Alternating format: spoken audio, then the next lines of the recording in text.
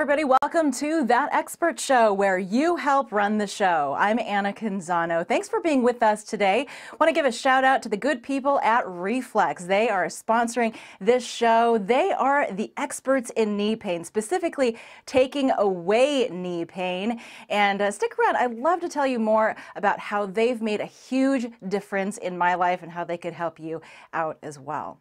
Today's episode is about car accidents. Oh man, car accidents are terrible, aren't they? They are a fact of life. They happen to the best of us. You know, you'll be lucky if you can get through a whole lifetime without getting in at least a fender bender, or at least knowing somebody who that happens to in your life. So it turns out there's a lot to know about car accidents. You know, you get caught up in the moment, your adrenaline is going, and there's a lot to know about what to do and specifically what not to do after a car accident that can either help you or put you in more risk, like in terms of liability or in harm's way. So we've got a great expert lined up to talk with us about that today. I invite you to share this post right now. If you're watching live, give us a retweet or share this episode with your friends live right now if you think that's something that they want to know about as well. Our expert today writes about automotive issues for NerdWallet. He also worked for Edmunds.com for 16 years. He is a published author of 8 books, including a thriller called Bird Dog, which interestingly involves car accidents and the automotive industry. So joining us live from Long Beach is Philip Reed. Philip, thanks so much for being with us. Good to be with you, Anna. Philip, we've got a bevy of questions lined up for you because it turns out there's a lot of confusion among people in terms of what they should do after a car accident. People think very strongly about the information they should be sharing or getting from another motorist, and I'm very interested to hear what you have to say. Let's just start with the idea of, you know, you're in a car accident. We can discuss the different types of car accidents, but what is the first thing that you should do immediately after impact? Well, it's really important to respond to any kind of injuries. So that would be your first line of action after a car accident. After that, of course, you want to call 911. That would be to report injuries. You need to make sure that you notify the police. After that, you would need to make sure absolutely that you get to the side of the road if the cars can be moved. You need to make sure that you respond safely. If you do step out of the car, be very careful. You don't want to make the accident even worse. And then you need to make sure that you exchange information with the other party involved in the accident, and you need to gather information so that you can address the insurance claim. So those are sort of the broad categories of things. We can go into more detail later if you'd like. Well, specifically, I want to back up to the idea of calling 911 because there's a lot of different opinions on whether you should call the police depending on the severity of the crash, because there's people who say no matter what, call the police. Even if it's just a minor fender bender, call the police so that you have a third party that shows up and can document or help document what happened. But what's your take on that? Well, every state law will be different. In other words, there's a certain amount of damage that's required to call the police or injuries, but really your default position should be to call the police. And if they don't need to respond, they'll let you know. It could be a weather incident where there's already a lot of officers tied up, and they will maybe at that point say, you know, if there's no injuries, if the cars are drivable, you know, give us your contact information, and we're not going to come to the scene of the accident. Another situation might be in a parking lot, because sometimes the police won't report to private property scenes of accidents, but you're still going to need to respond and document the information yourself. Interesting. So it depends perhaps on where that accident happens. And I know some state laws, it depends on the amount of damage that has been caused by the accident. But, you know, Yes. Most of us aren't insurance adjusters, or we can't safely estimate the amount of damage on a car just by looking at it. No, that will be done later. I mean, that's up to your insurance company. I mean, one of the reasons that we pay all this money to insurance companies is so that we can then turn this over to them and let them both protect us and handle the situation and hopefully reimburse us for the damage that's been caused. So Also, to the point where you were talking about moving the vehicle if you're in a roadway or something, I've also read in different places that if at all possible, you shouldn't move the vehicle because where the vehicles end up immediately after a crash can tell a lot about who may be at fault or what actually happened in the accident. Yeah, that's quite true. There is another factor here, though, which is the safety factor. So if, I live in Southern California, it's not uncommon to have 4 lanes of traffic. If you have a relatively minor accident and you're in lane, you could be in danger of causing another accident if you remain where you are. If it's easy to pull to the side of the street, you should do that. The police are going to investigate the accident, and you will have an opportunity to document some of the factors of the accidents, either by drawing diagrams or taking pictures. You should take pictures of skid marks or anything that contributed. So if you can, you probably should get off the road if it's not a well-traveled road and you can safely remain where you are and set up some sort of a warning system. You could do that. But, I think that safety in almost every aspect is going to be your primary driver. Okay. Now let's talk about safety too when it comes to your personal identity, because I know that identity theft is such a big problem these days. And I know we've already mentioned that state laws vary, but I posted this question on my social media leading into this episode. Okay, true or false? You should always exchange all of your driver's license information after an accident. And you wouldn't believe the variety of responses that people had. I mean, John on Facebook said, never. Do you really want them to have your address? The police will handle everything for you. We have Eric stating a state law that says that, it only requires that a person involved in a crash provide their name and address for it not to be considered a hit and run. Providing a driver's license is only required if the other motorists request it. There's obviously, again, variations state by state, but when you consider how sensitive the information is on your driver's license, your birth date, your home address, your full name, the driver's license number itself, what is the best practice these days in terms of, what you do after an accident? Do you just hand your driver's license over? Unfortunately, that's going to be the inclination for a lot of people, but it's the wrong thing to do. In fact, I found something, we were looking for really a definitive source on this, and I found something that was written by the National Association of Insurance Commissioners. And they said this, they said, whilst individual state laws may vary, in most cases you only need to provide your name and insurance information. Divulging more than that, such as your address, driver's license number, could put you at the risk of identity theft. I think the only thing that I would add to that is that I think you would probably be expected to provide a cell phone number or maybe an email address so that they could communicate with you after the accident. So I think a lot of what we're seeing, Anna, is outdated advice and in some cases perhaps even outdated laws.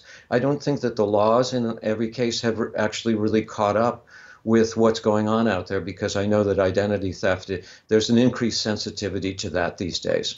So that you could think about that in terms of protecting your own identity, but if you're the driver and you really want to know the information that you're getting about the other motorist is accurate, how would you have confidence in that except to see some kind of verification, whether it's their driver's license or some other form of, government issued ID? Because they could just give you any name and identity.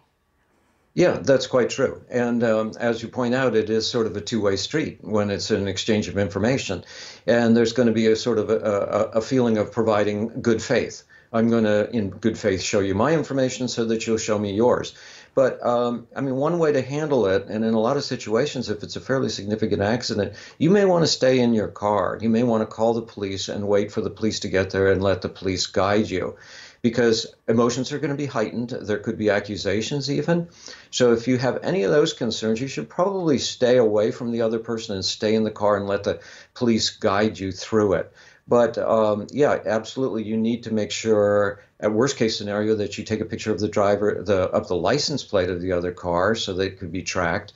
And you would like to see their driver's license. You would like to see proof that they are who they say they are. And in some cases, they may ask the same of you. I hate to even say this, but you could show them your license number, license, but not allow them to take a picture of it, and that would show them who you are. But really, this is all about insurance companies communicating with each other. You kind of want to get out of the picture and let experts deal with this. Interesting, interesting. Because, and it is worth pointing out that viewers should look into the laws that apply to their own state, because states certainly do have laws that literally still say if you get in an accident, you need to be exchanging your name, your home address or an address, and your driver's license number, your birth date, like really sensitive information that would be an ID thief's dream. Okay, let's move on. I see that. I see that advice everywhere. Yeah. And I think it really needs to be updated. Let's also talk about then the scenario in which the driver of the other vehicle doesn't have insurance. What do you do then? Well, you would absolutely make sure that the police are aware of this. File your own claim as quickly as possible. Most insurance policies will have uninsured motorist riders on them. It's fairly inexpensive. It's a good idea to have that. So again, you would follow other aspects of responding to an accident, which would be documenting as much of it as you can. If there's any kind of an idea that the person has, you would want to find out who they are. If they allow you to, take a picture of that. And even in some cases, you might want to take a picture of the vehicle identification number. And that's usually in the windshield, and it's visible through the windshield. So you could easily snap a picture of that. And at least that would trace the car and hopefully ultimately the driver. So not just the license plate of the vehicle, but the VIN number, which you say is normally in the windshield of the car somewhere? Well, really what you want to do is gather as much information as possible. I mean, an accident scene is very fluid. It's not going to be there for very long. They're going to want to clean it up. So you're going to need to clear your head, respond responsibly, and gather as much information that you'll need in the future as possible. Yeah, it's one of those situations where it really is hard, especially like you're in the middle of rush hour, cars are all around you, you're trying to get somewhere and your adrenaline's going, so you may not be in the greatest frame of mind to be making all the right decisions, on this checklist that can really help you in a situation like that. I think that it's probably worth mentioning, too, the importance of getting at least the names of anybody who might be in the other vehicle. Is that a factor as well? Yes, absolutely. And the names and contact information of any witnesses that may have seen it. Because in the future, you're going to need to, first of all, establish that it wasn't your fault, hopefully. And you're going to need to submit a valid claim to your insurance company. So all of these things will happen after you've responded to many of the more immediate things, such as injuries, responding safely, getting off the road, those things. Then the big push is to gather the right information that will support you in your claim and hopefully get your insurance settled quickly. It's interesting. On Twitter, Christopher said that he has a friend who has his kids carry a card with their contact info on it, so that showing the other driver a driver's license isn't necessary. He says, good thing, because his daughter totaled 2 cars just in high school. So not a good rate there for her so far. No, that's true. Experience. And statistics will tell you that a lot of teenagers are probably going to get into an accident of some kind within the first 2 years of driving. So I think that that's good advice, and I think that everybody should be carrying an insurance card. So you should locate where that is and make sure that your contact information is on that, because, as I mentioned earlier, people really like taking pictures of things. They feel like it's done if they took a picture of it. So if you have your name and the contact information on your insurance card, you should check and see what information is there.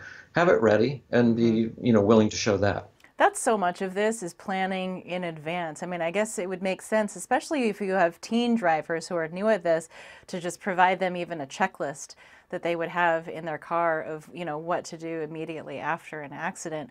Now, you mentioned taking pictures, obviously, and everybody has a smartphone these days, and we love taking pictures. But specifically, what is important to take pictures of at an accident? Not just the damage to the cars, right? Well, in a lot of cases, what you want to do is to take pictures of any mitigating situations. Like, for example, if there was a traffic sign that you couldn't see because there was a tree had grown in front of it, definitely take a picture of that. You should also take pictures of skid marks because the skid marks, they can use formula to compute how fast you were going or the other party were going. It's important to show that you tried to stop if it was a rear end accident. So, and then of course, pictures of the damage, which is very important. Pictures of road signs to establish where you are. And if you have like a smart watch or just a watch, take a picture with the time in it to establish when this accident occurred. That is an interesting point. So you almost have to approach an accident scene like that, like a CSI investigator. You have to kind of put that hat on, and you know, a lot of people have like the panorama option on their cell phone. Maybe even sweep the scene with a panorama shot to show kind of the full extent of what that scene looks like, perhaps. That's true, because if you were to do that or even just take a video, you may be recording information that you didn't even know was valuable that could be used later. And so you could shoot a video from one point of view and perhaps from a different point of view. But of course, again, do all of this safely. Respond to the police if the police are on the scene too. But if the police are on the scene, it would be a good idea to find out who the responding officer was and also take a moment to ask them, where can I get the police report when you're done with this? Because you're going to need that for your insurance claim. What are kind of the red flags to watch out for when it comes to a traffic accident? I know I've heard situations in which, you know, the accident happens and the other driver is trying to talk you out of either calling the police or dealing with insurance and just tries to convince you that, oh, hey, this really isn't a big deal. You know, I'll pay for all of it. That can all sound very tempting. Oh, yeah. Well, there's a million situations that you can find yourself in, and there's a lot of things, as you pointed out, involving people that either don't have insurance or they want to settle on the spot to avoid their rates going up. I mean, one key is you just want to make sure that you don't sign anything on the scene. I mean, if they present something to you and say, I will take care of your deductible or anything like that, don't do any of that. Don't sign any forms, don't admit. I mean, it's really important for you really not to admit fault either. In fact, it's kind of a simple thing, but if somebody says to you, are you okay, which is a very natural thing after an accident, if you say, yeah, I'm okay, you may have just given away, you know, your opportunity to get some sort of medical reimbursement because many of these injuries will occur later. So you really do have to be very careful about what you say and what you do, but at the same time, you have to make sure that you have the information going forward that you need to protect yourself. What do you think of those? I think they're very popular in other countries, not so much yet in America. But I've seen a lot of those dashboard cameras in other countries. Are those helpful in protecting yourself? Yeah, absolutely. I mean, it would be a clear record of what occurred just prior to the accident. It's not going to protect you 100%, and it's going to require a certain amount of monitoring because most of those are on a loop so that it records for 24 hours and then it just erases and goes over it again. So you need to make sure that it's working, it's charged, and all those things. I've heard that in Russia they're very common because traffic accidents are so common over there. But again, you know, it's only as good as what you do with the information afterwards. So I don't really see it as something that people should go out and purchase right away. I would rather see them concentrate on just being very safe drivers and not having mobile devices and distractions inside their cars. You know, assuming that other people are going to drive poorly is probably the best defense, you know, so that you're always ready. What did you learn? I know, Phil, you and I in the pre-interview talked about a car accident that you were in several years ago. What did you learn from your experience about what you might go back and do differently? Yeah, well, the first thing that happened, so I was driving on the 10 freeway in Los Angeles, and I heard screeching tires behind me, and I thought, that's not going to be affecting me. And suddenly I was spinning. So somebody had actually clipped me in the back and spun me around 180 degrees. So by the time I stopped moving, I was facing back into rush hour traffic. Jeez. Yeah, so it was very scary. Luckily, a tow truck was like 2 car lengths behind me, and the guy jumped out, got in the car, moved my truck to the side of the road. But here's what I really learned, Anna, which is really important, and that is that on the scene, the other driver was very shaken up and not accusatory. He was, he had his driver's license, all that stuff. But then later, he began calling me directly and accusing me of causing the accident and saying things that were false about where I was and what I was doing. So I didn't communicate with him at all. But I also learned that I had to be very careful responding even to my own insurance company.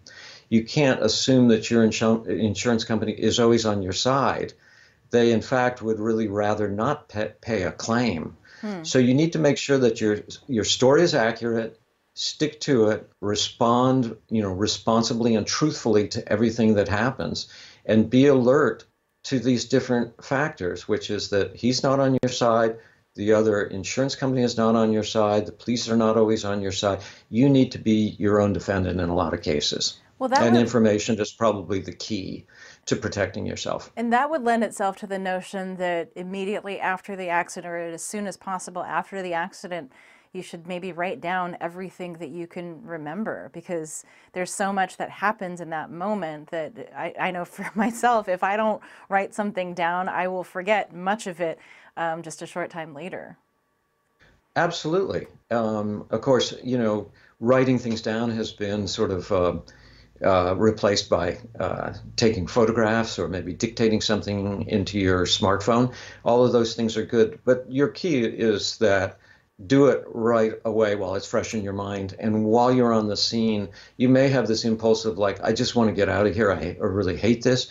But the steps that you take after the accident will be crucial to your future, both financially, your driving record, and in some cases, fighting off citations. So it's really up to you to do those things. And we've mentioned a number of times checklists. Checklists are extremely important because when you're in that heightened state of emotion and confusion, you need to go down the list of printed material to help prompt you to do the right thing. And I also wanted to mention that there are actually accident apps now that you can get. So you pull it up afterwards, and in fact, some insurance companies have them actually built into the policy. So it might be something, if you already have your insurance company on your smartphone, to look and see what tools are available so that you'll know that they're there. Yeah, that's a good idea. Any other advice that you want to offer our viewers in terms of what to do after an accident? I know we're talking about the time period immediately after the accident, but let's stretch that timeline out a little farther. Let's say the next 24 to 48 hours after an accident, depending on whether or not you've had an injury. Yes, well, absolutely. You want to make sure that you've notified the police and followed whatever they told you to do.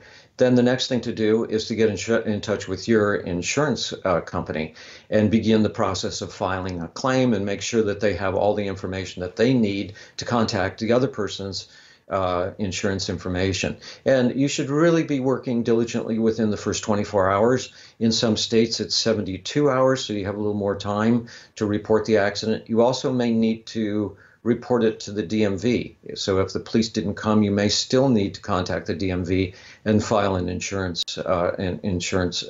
accident report with them.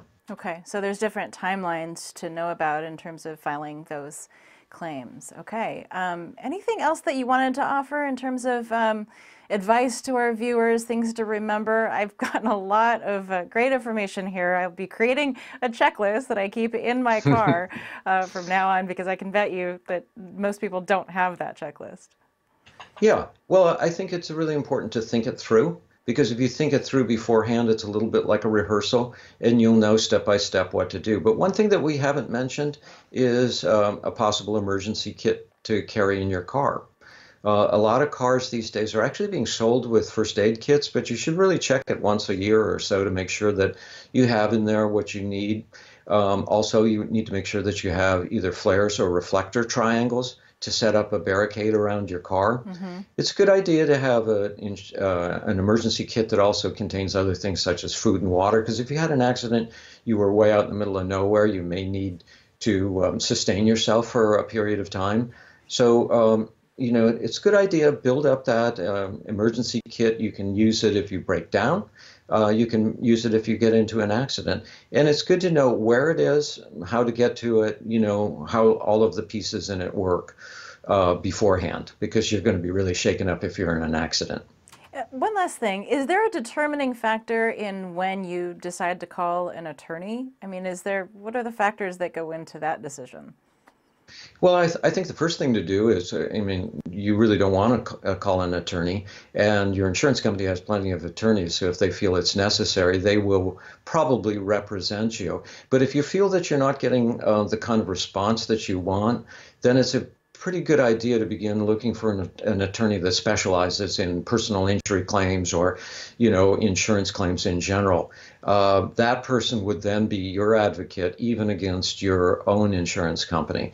But I think that that's going to be very expensive, and you don't want to do that until you feel that you've exhausted your other resources. Got it. Okay. Philip Reed, thank you so much for joining us. Fantastic information. I'll be summarizing the key points that we covered in this interview into a tip sheet that I'll provide on my website, thatexpertshow.com. Thanks so much for being with us and helping our viewers out. I just want to say, drive safely. Yeah, it starts with that, doesn't it? It's a pleasure to be with you. Thank you. Thanks. And thank you for joining us for this episode of That Expert Show. Man, there was a lot there. I'm definitely creating something to keep with me in the car so I can keep my wits about me in the case of a car accident. Hope that was helpful to you as well. You can always connect with us on Facebook and Twitter and Instagram. Anna Canzano on Facebook, That Expert Show on Twitter and Instagram, as well as after the fact. We post our shows on our YouTube channel, That Expert Show, and sometimes it's easier just to listen to shows as podcasts.